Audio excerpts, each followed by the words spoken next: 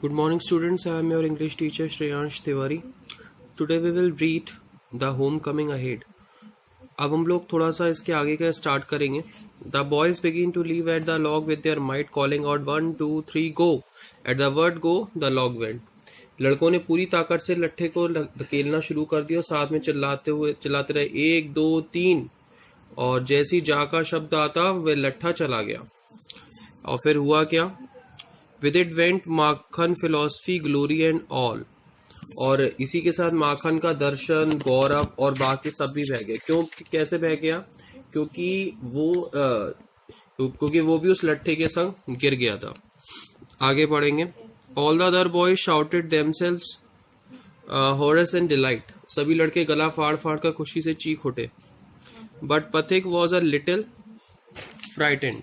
जो पथिक था वो थोड़ा सा डरा हुआ, हड़बड़ाया हुआ था. तो हुआ क्या? अब उसके आगे हम स्टडी करेंगे. He knew what was coming. And sure enough, Makhan rose from Mother Earth, blind as far as screaming like furies. He rushed in Pathik and stretched his face and beat him, kicked him, and then went crying home.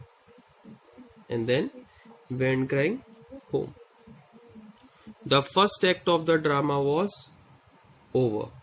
तो हुआ क्या है कि लेकिन जो पथिक कुछ डरा हुआ सा था और उसे पता था कि क्या होने वाला है. माखन जमीन से एकदम हड़बड़ा के उठा, क्योंकि वो बहुत डर के गिर गया था, और एकदम वो बुरी तरह चीखा और वो पथिक के पास दौड़ा चलाया. उसका चेहरा खरोच डाला, स्क्रैच करना शुरू कर दिया, जैसे यहाँ पे लिखा हुआ है स्क्रैच्ड. खरोचना शुरू कर दिया, उसे धक्का मारा और रोता हुआ वे घर चला गया. और इसी के साथ यहाँ पर इस नाटक का पहला पटाक्षेप, पहला मतलब फर्स्ट एरा इसका फिनिश होता है. नाउ हम इसके नेक्स्ट पोर्शन की तरफ चलते हैं. Pathik wiped his face and sat down on the edges of the sunken barge of the river bank and began to chew a piece of grass. पथिक ने अपना चेहरा पीट लिया और एक गहरे आकार का जो बजरा नाव जो होती है, खोखली टाइप, तो किनारे पर बैठ गया और घास के तिनके को चबाने लगा. चबाने लगा.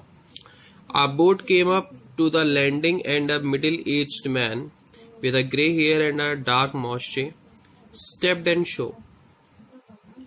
तो क्या हुआ कि वहां आकर एक नाव रुकी जिसमें एक अधेड़ उम्र का एक व्यक्ति जो था, एक अधेड़ उम्र का एक आदमी जिसके सुनहरे बाल, घनी मूछें, डार्क मॉइस्चे, घनी मूछें, क्योंकि मॉइस्चे को हिंदी में मूछे कहा जाता है, वो थी.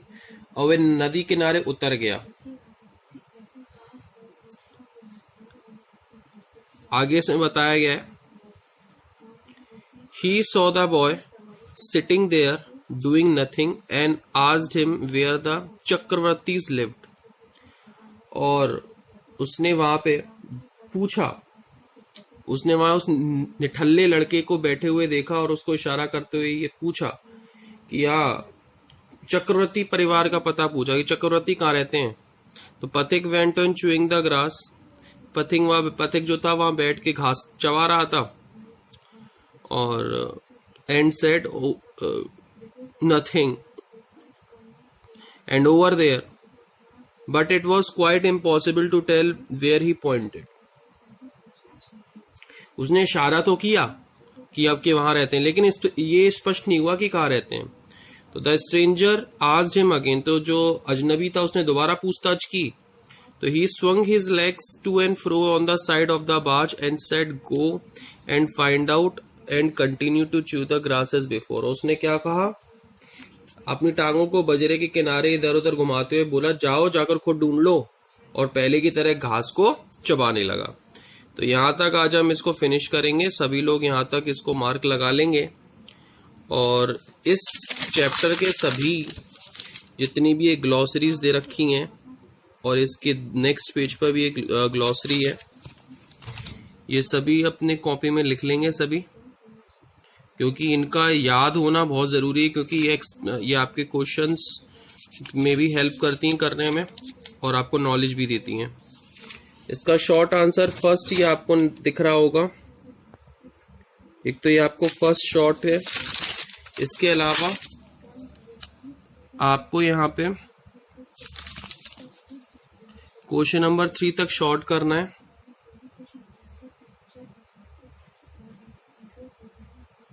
और क्वेश्चन नंबर 1 and 2 करना है।